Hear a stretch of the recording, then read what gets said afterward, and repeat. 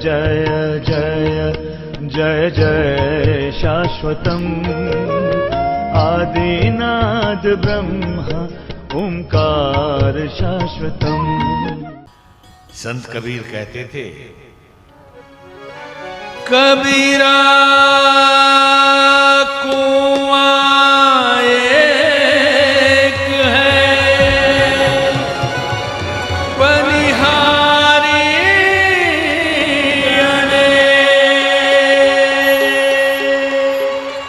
बर्तन सबके प्यारे पानी सब एक ही कुआं है। हम सभी धर्मों के लिए कह सकते ये बात, बहुत कह लिया, अब नहीं कह रहे।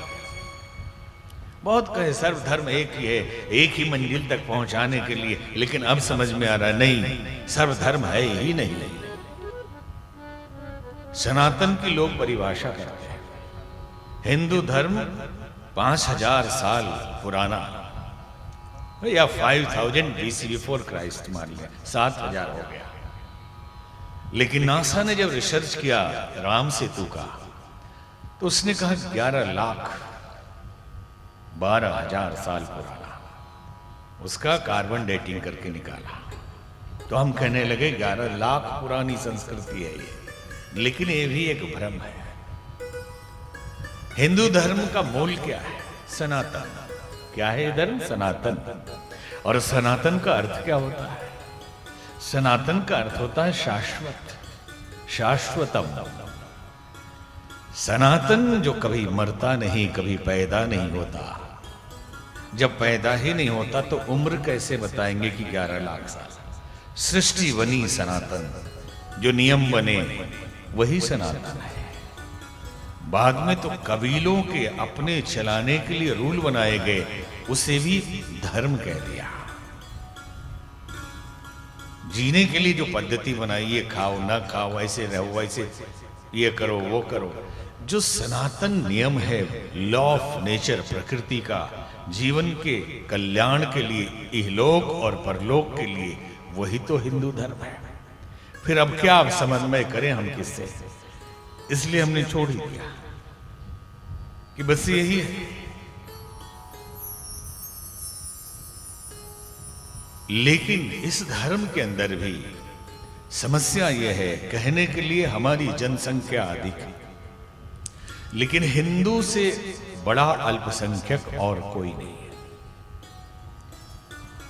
कोई क्षत्रिय है, कोई ब्राह्मण है, कोई वैश्य है, कोई शूद्र है, यहां तक भी चलता 4 वर्णों में।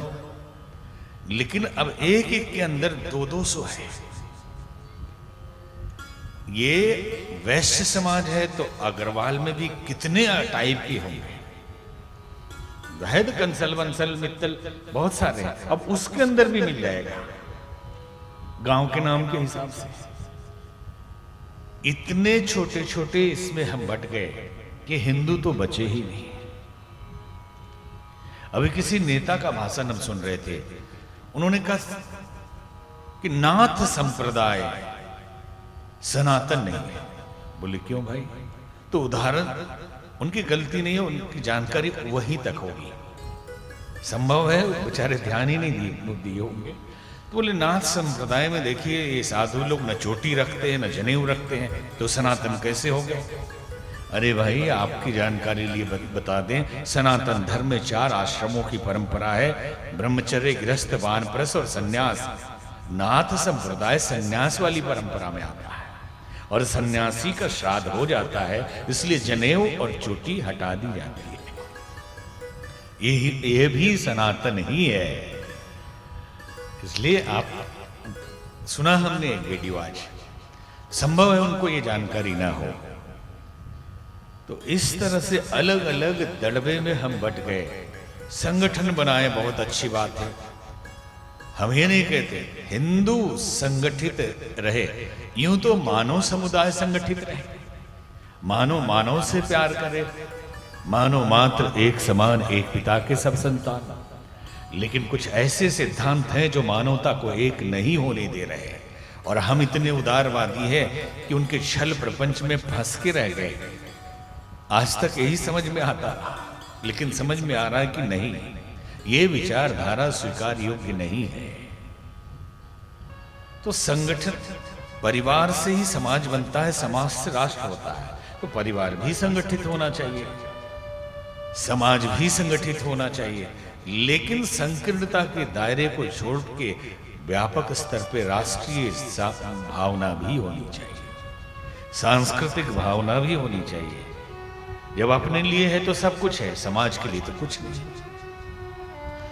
अब समस्या ये आ गई कि बहुत सारे ग्रुप, बहुत सारे संत, बहुत सारे कथा, भागवत की कथा हो तो राम जी वाले कहेंगे अरे ये तो राधे राधे वाले का, उसमें कौन जाएगा।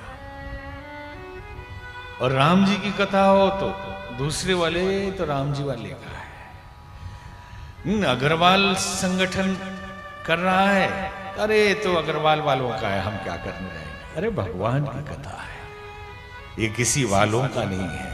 कराने के लिए कोई संगठन ही तो करवाएगा, लेकिन कथा तो सबके लाभ के लिए है। ये दुर्गा माता का है तो काली माता वाले नहीं जाएंगे, और ये गणपति का है तो दूसरे वाले नहीं जाएंगे। तो कब सनातन बनेंगे, कब हिंदू बनेंगे। आप कहेंगे हम तो बड़े उदारवादी, ये सब लफड़ा में नहीं पड़ते हैं, सब हमारे अपने हैं। तो मार खा जाएंगे। यही करते करते केवल जैसे तोते रट लेते हैं ना, कि एक तोता गुरु जी के पास गया, बोले गुरुदेव बहेलिया आता है, फंसा के ले जाता है, कोई मंत्र दे दीजिए। तो बोले मंत्र याद कर लो, शिकारी आएगा, जाल डालेगा, दाना बिछाएगा, दाना डालेगा, जाल बिछाएगा, हम नहीं फंसेंगे। अब वो रटने लगे सारे तोते। शिकारी आया, जाल डाल दिया, ये गा रहे हैं, शिकारी आएगा, दाना डालेगा, जाल बिछाएगा, नहीं फंसेंगे। जाल में फंस गए, फिर भी गा रहे हैं, शिकारी आएगा, दाना डालेगा, जाल बिछाएगा, हमने पिंजड़े में बंद कर दिया, गा रहे हैं, शिकारी आएगा, दाना डालेगा, जाल बिछाएगा, हमने बिक गए बाजार में। शिकारी आएगा, दाना डालेगा, जाल बिछाएगा। वही मंत्र हमें भी मिल गया। हम महान संस्कृति के सपूत हैं। सा प्रथमा संस्कृति विश्ववारा, पूरे विश्व की पहली संस्कृति भारतीय संस्कृति, हम उसके अनुयायी हैं, हमारा कोई कुछ बिगाड़ नहीं सकता। ये मंत्र है, शिकारी आएगा, दाना डालेगा, हम नहीं फंसेंगे। फंस गए लगभग 600 साल, 600-700 साल मुगलों के जाल में फंसे रहे, और तब भी गाते रहे, शिकारी आएगा, दाना डालेगा, जाल बिछाएगा। फिर अंग्रेजों में फंसे रहे, फिर आजादी मिली, उसके बाद अपने ही लोगों में फंस गए कि शिकारी आएगा, दाना डालेगा, जाल बिछाएगा, नहीं फंसेंगे, और फंस गए पूरी तरह। और अभी भी यही कहते रहे कि सदियों रहा है दुश्मन दौरे जमा हमारा, कुछ बात है कि हस्ती मिटती नहीं हमारी, सारे जहां से अच्छा हिंदुस्तान हमारा। और लिखने वाला कहां चला गया? लिखा सारे जहां से अच्छा हिंदुस्तान हमारा, हम हिंदू हैं, वतन हिंदुस्तान हमारा। लेकिन हम हिंदी हैं कर दिया गया। अरे हिंदी कैसे, हिंदी क्या होता है? हम हिंदू हैं, हिंदुस्तान हमारा। जिसने लिखा हुआ कहां है? बंटवारा के समय पाकिस्तान चला गया। वहां के अलामा इकबाल है, वहां के बहुत बड़े वो है दार्शनिक, बर्बाद करके चले गए। और क्या हुआ? कुछ बात है कि हस्ती मिटती नहीं हमारी।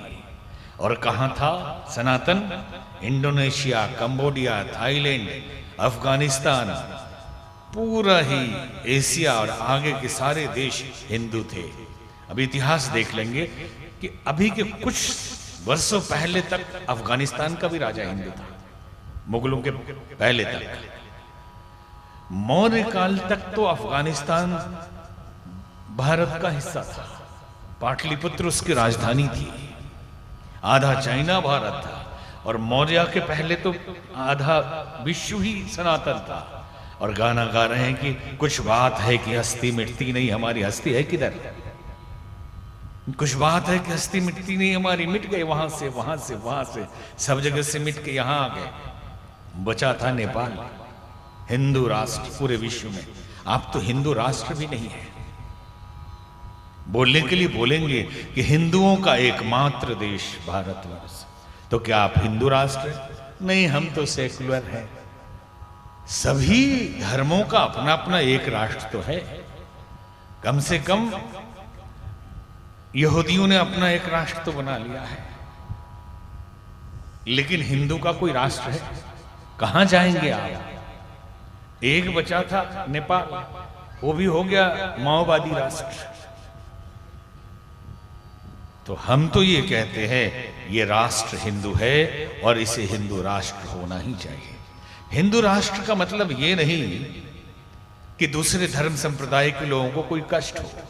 हिंदू राष्ट्र का मतलब है वसुधैव कुटुंबकम। हिंदू राष्ट्र का मतलब है कि समन्वयवादी विचारधारा जहां सब आराम से जी सके। अगर दूसरा हुआ तो दूसरे भी नहीं जी पाएंगे, न हिंदू जी पाएंगे। तो हम इतने छोटे छोटे हो गए, अहंकार हमारा इतना, हम ये वाले हैं, हम वो वाले हैं, हम वो वाले हैं। तो एक ने किस्सा सुनाया कि नवसारी के पास एक गांव में एक बुढ़िया माता रहती थी। उसके पास एक मुर्गा था। सुबह ब्रह्म मुहूर्त में मुर्गा बोलता था, कुकड़ू, सूरज निकलता था। बुढ़िया ताली बजा के नाचती थी कि आहा, मेरे मुर्गे में वो ताकत है कि सूरज को उगा दे। अगर मुर्गा नहीं होता तो पूरे नवसारी के लोग और सूरत के भी लोग अंधेरे में पड़े रहते। एक दिन एक व्यक्ति से झगड़ा हो गया। उसने कहा, जानते नहीं मैं कौन हूं? मैं वो हूं जिसके मुर्गे से सूरज निकलता है। अगर चली जाऊंगी यहां से अहमदाबाद, फिर बैठे रहना अंधेरे में। तो भगाया उसने। चली गई, वहां ब्रह्म मुहूर्त में मुर्गा बोला, सूरज निकला, रोशनी हुई, ताली बजा के नाचने लगी। क्या अहमदाबाद में सूरज निकला, सूरत के लोग अंधेरे में होंगे। रतन बाबू आएंगे गिड़गिड़ाने कि मुर्गा लेके चलो, वहां पूरा अयोध्या धाम अंधेरा है। लेकिन नहीं जाऊंगी मैं। आप कल्पना करिए, किसी के मुर्गा बोलने से कहीं सूरज निकलता है? सूरज निकलता है, इसका संकेत मुर्गा देता है कि सूरज आने वाला है। किसी साधु के, किसी संत के, किसी संगठन के प्रयास करने से कहीं ईश्वर का अस्तित्व होता है? ईश्वर है, इसलिए साधु मुर्गे की तरह बोलते हैं कि ईश्वर है, समझो, जियो, उनको अपनाओ। अगर साधु और संगठन ये कहने लगे हमारे कारण ईश्वर है। कई शिष्य लोग अलग अलग संगठनों को कहते, मेरे गुरुजी ना होते तो सृष्टि ना बची होती। एक हमारे भजन गाने वाले थे, उन्होंने सुन लिया कहीं भजन की, भक्त ना होती तो भगवान तेरा क्या होता। सुना होगा आपने भी। हमने कहा मूर्ख है लिखने वाला, और गाने वाला उससे भी बड़ा मूर्ख है। अरे भक्त ना होते तो भगवान तेरा क्या होता। भक्त ना होते तो फिर से भक्त बना देता, नई सृष्टि बना देता। उसके लिए क्या है? भगवान न होते तो भक्त तेरा क्या होता। ये समझो असली बात है कि भगवान ने भक्त को बनाया है कि भक्त ने भगवान को बनाया।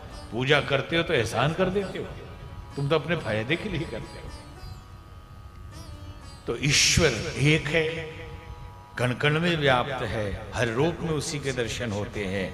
इसलिए हर देवता को, परमात्मा को जिस रूप में भी हो हम नमन करें। और शिवपद कमल जिनहि रति नाही, राम होते सपने हो न सुहाई। वो तो हर देश में है, हर वेश में है।